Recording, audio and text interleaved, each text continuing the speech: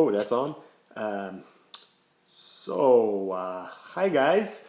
I was just trying to set up the positioning so I'm properly in view without the lighting issues. And currently I am going to rename this live stream because I actually didn't set this up properly. Sorry for this wait. My mistake. So now let's see, what is this about? Race 2 SWS for Sodi World Series. No, not that.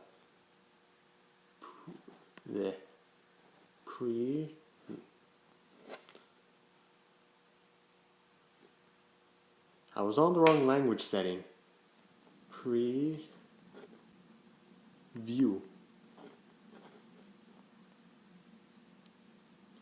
Good, so that's done. Now let's get on with the subject of this video. I'm sorry it took so long. Now I'm just going to check to see if anyone is looking at this video. Will I see a live stream? Myself? I don't know. No, I do not.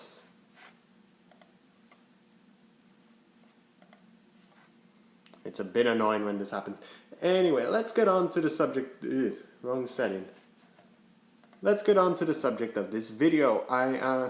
This is a race preview for the second round of the Sodi World Series. It is actually a championship. You can gain points. The role of the point system is to see overall who's the best driver at any given circuit. You can gain points going to different circuits, but they don't really count towards a championship if you go to a different circuit. Now I just need to see one little thing. Yeah, it is complicated setting up these live streams because they tend to do whatever they want.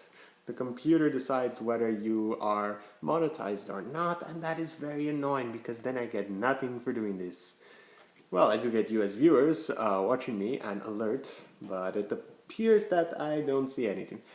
Anyways, so the point system, you collect points at every race, and depending on your position in qualifying, in the first, second and third race heats, you get points towards the championship. The driver with the most points ends up winning, and then so on and so forth.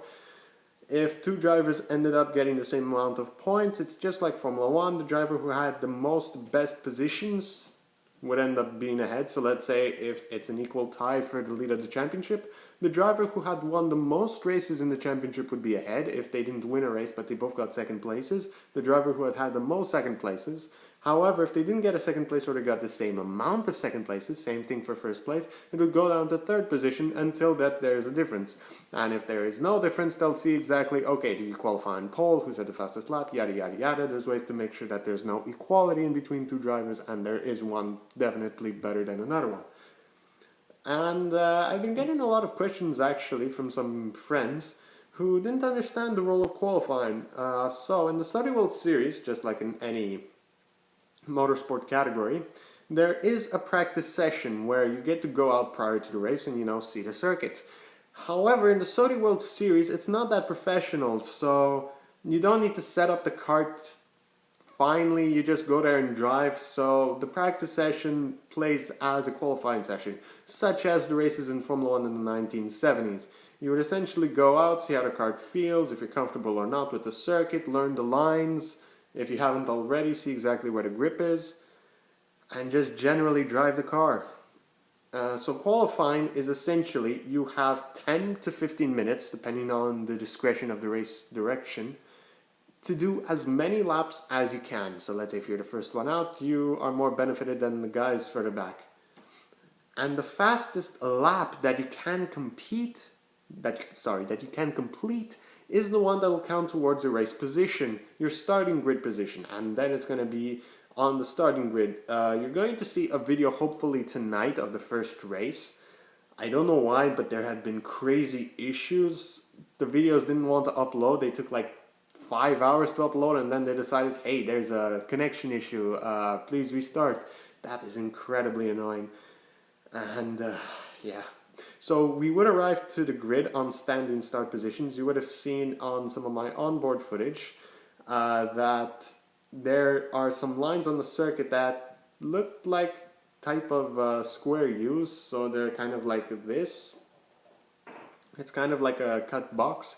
Anyway, the drivers are supposed to position their carts there for their, starting grid positions.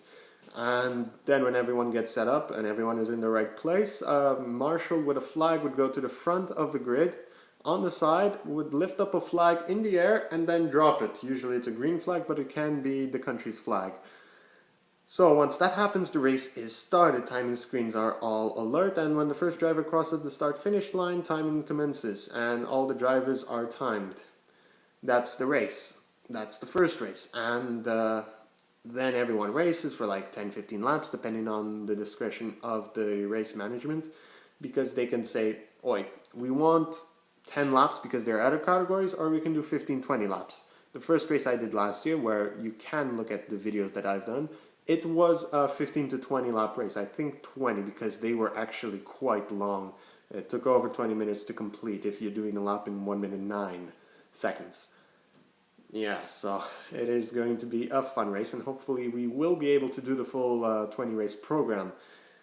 That's the hope, at least, and also be able to do 3 race finals, not just 2. Race final meaning heats. It's a weird thing. French Canadian Karting Quebec calls it des finales, comme pré-finale et finale. It's annoying, it's confusing. It's the first race heat, the second race heat, and maybe the third race heat. They are fun. And the last race, I really lost out because of the race finals, the race heats. I was expecting there to be a third heat where I would fight for the lead. I was hyped after the second one. I did so many fantastic overtakes. I really wanted to race, but sadly we didn't have enough time, so we weren't able to complete it. As well as we didn't have a chance to do podium ceremonies. Yes, spat a little. We didn't have a chance to do podium ceremonies because, well, no one brought any trophies, because no one thought that anyone would actually show up. Usually when it's raining, no one shows up. But there were about 20 drivers who showed up, so for the Sodi World Series only. And there were like 50 drivers other than that in the other categories there for Shifter, Rotax Max, what else? Briggs and Stratton, and the junior category, as well as us. So it was a fair few drivers who went on the circuit. Many of them spun out. I mean, really, many of them spun out. The first practice session had to be delayed by about 5 minutes while the recovery vehicle went to pick up all the stranded carts. Drivers spinning out at turn 1. There were like 3 of them stuck there. So the 4x4 ATV, I don't know what it's called, ended up going with the trailer to pick up the other drivers. It was silly. It picked up the other drivers and they went back into the pits, and then we were able to finally go out on the circuit on very slippery conditions. I will upload the practice session as well, but it has been really annoying. I got mixed up with the files, and as well it takes forever to load, or rather upload.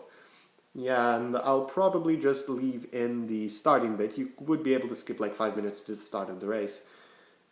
Anyway, 18 minutes already. Wow, I spoke a lot. Yeah, so on to this race. I will be using the GoPro. I did install the mount on my camera. I said it wrong. I have installed the mount on my helmet, so you would be able to see onboard footage, once I'm able to upload it onto YouTube, of course, of my race. And then after this race, there's a week off, and then there's another race. So the costume will be the same. I'll still be using the red suit and the helmet that you all know. We will still be using the side-by camera, as well as the onboard, as I said. There were some weird technical issues. I was just thinking that we could have just put it on the carts, but then there were nowhere to put it.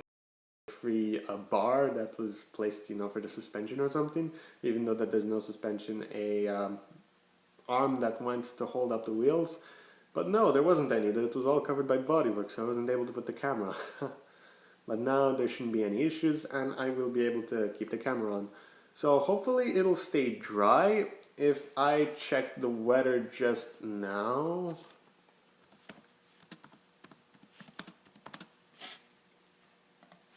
Good. it says it should be dry tomorrow and actually quite warm as well. It says it'll be at around 9 a.m. That's when we start the race. Probably might not live stream because it's quite complicated. The systems don't want to work. A Wi-Fi connection. Yeah, it'll be about 10 degrees at that moment, so the track is going to be quite slippery. And then the temperature will slowly increase to about 15 degrees by 12, hopefully a little bit more. The tires will be a little bit difficult to work with in the first few laps because the track will be green. It'll be cold, about 5 or so degrees in the evening, and 64% humidity. So what that does, that lays down a little bit of water on the circuit, and you will see the practice session. I am going to try and upload it. It's currently uploading. It's been 3 days that I've been trying to upload it. It didn't work. And yeah, so it lays down a bit of water on the surface, and when you're normally running on a circuit, you tend to lay down rubber from the tires. And then with a bit of water on top, you end up having very little grip. So you end up with some sections that are very rubbered in, having zero grip. So you turn in and you go straight. I'm sure many of you probably have a driver's license or are applying for one soon. But anyway, when you are going to a corner, you expect the front end to turn. So if you turn the wheel one way or the other, you expect it to go that way, right? Depending on how much you turn the wheel, you're expecting it to turn more if you turn more. But if you turn the wheel and nothing happens, you just continue straight on, it's very disconcerting. You don't feel like it's supposed to do that. That's exactly what happens when you're going like at, I don't know, 80 kilometers an hour approaching a turning point, and then all of a sudden the front end doesn't want to bite. That is the most annoying thing that can happen. It's also a bit scary when you see the barrier coming closer and closer and closer, and then all of a sudden, it bites and you turn in. The trick for that is to keep the wheel straight and to brake. When you're turning, you tend to shift the weight around of the cart, and that destabilizes everything. So the rear end starts to slide, you end up losing grip. It's not comfortable per se. It's not reassuring that you'll be able to turn in. And then all of a sudden when it does grip, you end up losing the rear end slightly because all of a sudden there's a sudden balance change. So all of a sudden the front end has grip, so it turns, but then the rear end is still on the slippery bit, so it slides. It's complicated. If you have ever driven a car, you probably know this. If you've ever driven on ice, and then you reach a grippy point and it turns. Depending on the speed and the angle that you were turning, it'll be more or less aggressive. Anyway, so I think you just heard the dog bark. If you didn't, good for you. It would be quite annoying if the dog did bark and you would have heard it because it would have been concentrating. Anyways, there was an interesting thing I did check about the tires. Sorry if I'm taking forever. It's 27 minutes now. Sorry if, yeah. The tires, the way that it seems to work, the guys put in the pressure equal on both sides and front rear, but then when you go through the race, all of a sudden one side is more loaded than the other. I don't know if you counted, but there's more right-hand turns than left-hand turns. And you'll also learn this in driving school, I think, but I'm not sure because I didn't do those yet. But if you did drive a racing kart, you would know that there's a weight shift. So if you, let's say, turn right, there's going to be a weight shift left. And so what happens is that there's more load in the left side than the right side, tire-wise. So therefore, the left side ends up producing more heat than the right side. So then the left side have more pressure, which means that they're more inflated.